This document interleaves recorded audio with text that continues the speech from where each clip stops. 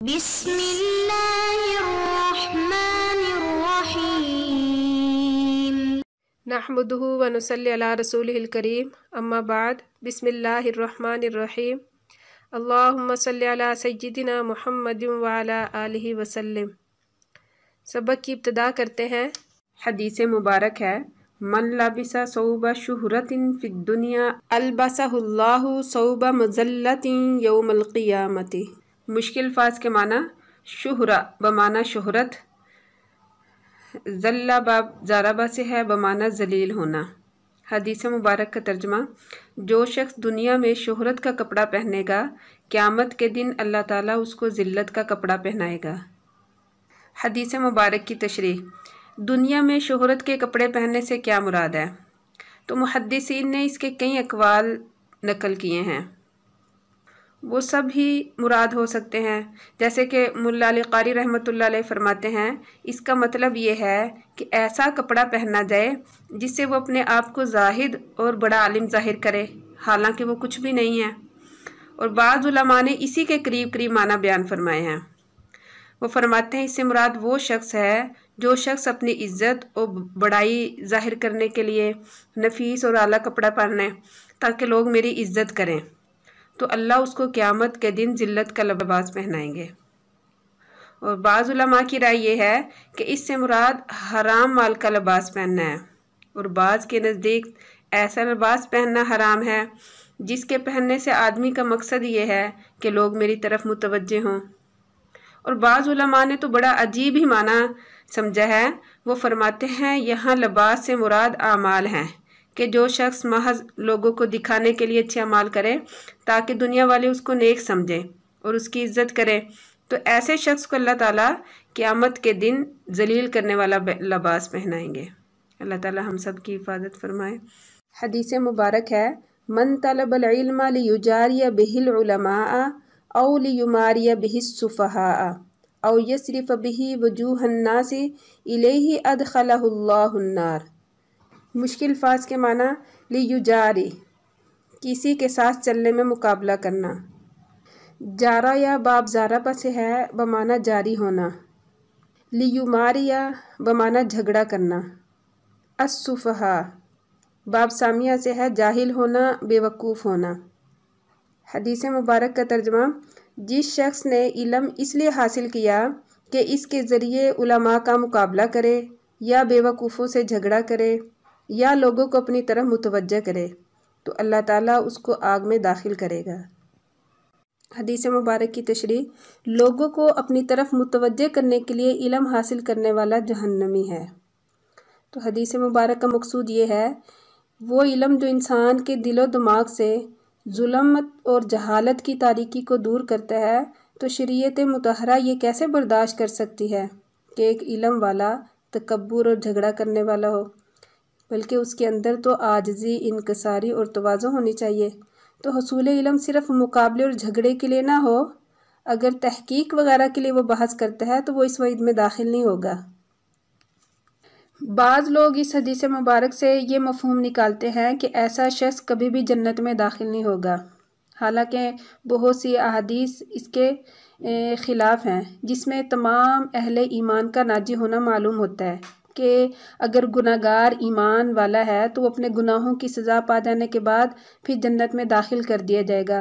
تو لہٰذا اگر کسی کے اندر یہ وصف قبیحہ ہے تو لوگ اپنی سزا بھگتنے کے بعد پھر جنت میں داخل کر دیے جائیں گے۔ حدیث مبارک ہے من تعلم علما مما یبتغى به وجه اللہ لا يتعلمه الا لیصیب به عرضا من الدنیا لم یجد عرف الجنت یوم القیامت۔ مشکل الفاظ کے معنی یبتغى بمعنی طلب کرنا، یصیب بمعنی لینا، العرض سامان، متاع۔ حدیث مبارک کا ترجمہ، جس شخص نے اس علم کو جس سے اللہ تعالیٰ کی رضامندی حاصل کی جاتی ہے اس غرض سے سیکھا کہ وہ اس کے ذریعے دنیا کا سامان حاصل کرے، تو قیامت کے دن اسے جنت کی خوشبو میسر نہیں آئے گی۔ حدیث مبارک کی تشریح، یعنی جو علم دین کو محض اس لیے حاصل کرے کہ اس کے ذریعے سے دنیا کی دولت کو جمع کرے، تو ایسے شخص کے بارے میں حدیث مبارک میں سخت وعید وارد ہوئی ہے۔ کیا سخت وعید یہ ہے کہ ایسا شخص جنت کی خوشبو بھی نہیں سونگھ پائے گا۔ تو اس سے معلوم ہوا ایسا علم جو دینی نہ ہو بلکہ دنیاوی ہو، اس کو دنیا کے لیے جمع کرنے کے لیے ذریعہ بنانا اس سے منع نہیں کیا گیا۔ مثلاً کوئی انجینئر ہے، کوئی ڈاکٹر ہے، وہ اس کے ذریعے دنیا کما سکتا ہے، مگر وہ دنیاوی علم ایسا نہ ہو جس کو شریعت نے حاصل کرنے ہی کو منع فرمایا ہے، مثلاً علم نجوم ہے، علم سحر وغیرہ۔ تو ایسے علم سے اگر وہ دنیا کمائے گا تو یہ حرام ہے۔ لم یجد عرف الجنہ، کہ جنت کی خوشبو بھی اس کو میسر نہیں ہوگی۔ تو حدیث مبارک کے جملے میں یہ کنایا ہے کہ عدم دخول جنت سے۔ تو اس حدیث سے بھی ایسے شخص کی عدم نجات پر استدلال کرنا کہ جس کا علم دین سے مقصود دنیا کمانا ہو، دنیا حاصل کرنا ہو، یہ صحیح نہیں ہے۔ جیسے کہ اس سے پہلی حدیث میں بھی بیان ہوا ہے، بلکہ مطلب یہ ہے کہ شروع میں تو وہ اولین سابقین کے ساتھ داخل نہیں ہوگا، سزا پانے کے بعد جنت میں ضرور داخل ہو جائے گا، لیکن ایمان کا ہونا شرط ہے۔ اگر وہ ایمان والا ہے جنت کی خوشبو نہیں ملے گی۔ تو اس کا مطلب یہ ہے کہ شروع میں تو نہیں ملے گی لیکن بعد میں مل جائے گی۔ لیکن بعض علماء نے اس کے ظاہری الفاظ کو دیکھ کر فرمایا کہ وہ جنت میں بھی داخل ہو جائے گا تو اس کو جنت کی خوشبو نہیں ملے گی، لیکن پہلے والا قول زیادہ راجح ہے اور اسی کو ترجیح دی جاتی ہے کہ جب تک وہ جنت میں داخل نہیں ہوگا اس وقت تک تو اس کو جنت کی خوشبو میسر نہیں ہوگی، لیکن جب وہ جنت میں داخل ہو جائے گا تو پھر اس کو جنت کی خوشبو میسر ہوگی۔ حدیث مبارک ہے، من اتی عرافا فسألہ عن شیء لم يقبل له صلاۃ 40 لیلۃ۔ مشکل الفاظ کے معنی عرافاً بمعنی نجومی، یعنی غیب کی خبریں بتانے والا۔ حدیث مبارک کا ترجمہ، جو شخص نجومی کے پاس جائے اور اس سے پوچھے تو اس کی 40 راتوں کی نماز قبول نہیں ہوگی۔ حدیث مبارک کی تشریح، علامہ طیبی رحمۃ اللہ علیہ فرماتے ہیں کہ عراف کاہن کو کہتے ہیں جو آئندہ آنے والے واقعات اور حوادث کی خبر دے اور علم غیب کے اسرار کا دعویٰ کرے۔ حالانکہ علم غیب تو اللہ تعالیٰ کا خاصہ ہے، زمانہ جاہلیت میں اس کا بہت زیادہ رواج تھا اور کاہنوں کی باتوں پر بہت زیادہ اعتماد کیا جاتا تھا۔ تو علماء نے لکھا ہے، خواہ کہانت ہو یا رمل ہو یا نجوم کا علم ہو، اس علم کا حاصل کرنا اور اس کو عمل میں لانا سب حرام ہے، اور اس کے ذریعے سے جو مال کمایا جائے گا وہ بھی حرام ہوگا۔ لم یقبل لہ صلاۃ، یعنی 40 دن کی نماز قبول نہیں ہوگی۔ سب سے اہم عبادت کو ذکر کر کے باقی عبادت خواہ اس میں سب ہی آ جائیں گی، قبول نہ ہوں گی۔ یعنی قبول نہ ہونے کا مطلب یہ ہے کہ اس پر جو اجر و ثواب ملنا چاہیے تھے وہ نہ ملے گا۔ جہاں فرض کی بات ہے اور فرض تو ذمے سے ساقط ہو جائے گا کہ اس کی وہ قضا لازم نہیں آئے گی، لیکن اس کی جو فضیلت تھی، جو ثواب تھا، وہ حاصل نہیں ہوگا۔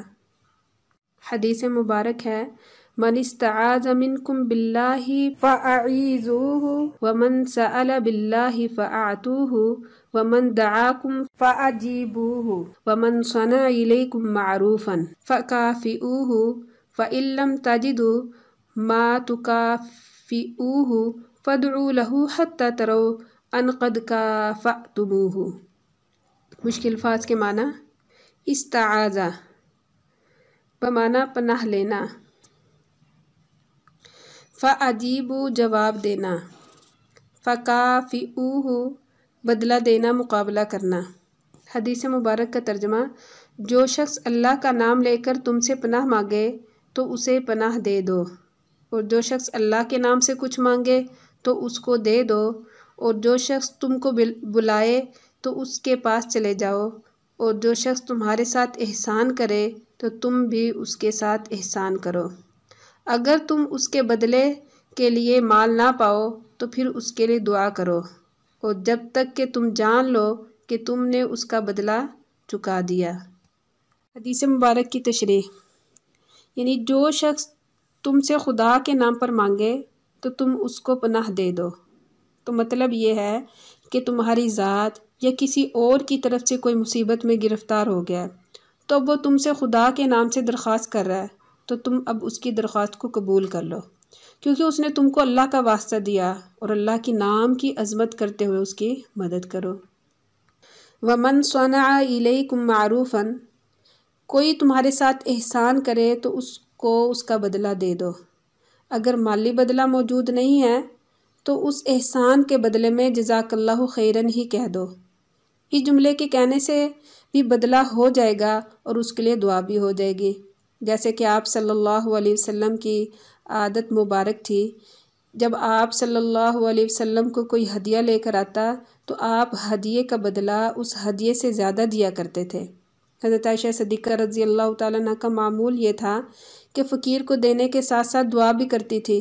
کسی نے دریافت کیا تو ارشاد فرمایا، جب میں کسی کو دیتی ہوں تو وہ دعا کرتا ہے تو میرا صدقہ اس کے دعا کے بدلے میں ہو گیا، تو اب میں ساتھ میں دعا اس لیے دیتی ہوں کہ اس کی دعا میری دعا کے بدلے میں ہو جائے اور میرا صدقہ خالص ہو جائے۔